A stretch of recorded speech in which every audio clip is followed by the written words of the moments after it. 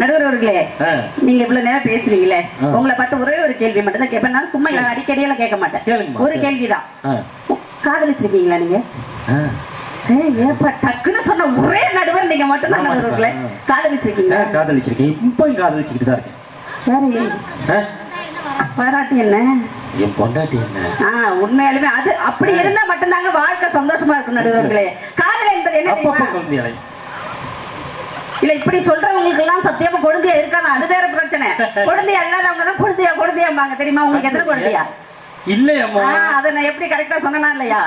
நடுவர்களே, காதல் என்பது என்ன தெரியுமா? காதல் என்பது சனி பயிற்சியோ குரு பயிற்சியே இல்ல. காதல் என்பது சனி பயிற்சியோ குரு பயிற்சியே இல்ல, இரண்டு இதயங்களின் இடப்பெயர்ச்சி. சூப்பர்மா. அப்படி ரெண்டு இதயம் இடப்பெயர்ந்துட்டுன்னு வச்சுக்கோங்களேன், வாழ்க்கை சந்தோஷமா இருக்குங்க. எப்படி தெரியுமா? தங்க பதக்கத்தின் மேலே ஒரு முத்து பதித்தது போல இந்த பட்டு கண்ணங்களின் மேலே ஒன்று தொட்டு கொடுத்திடலாம், நீ விட்டு கொடுத்திடலாம்.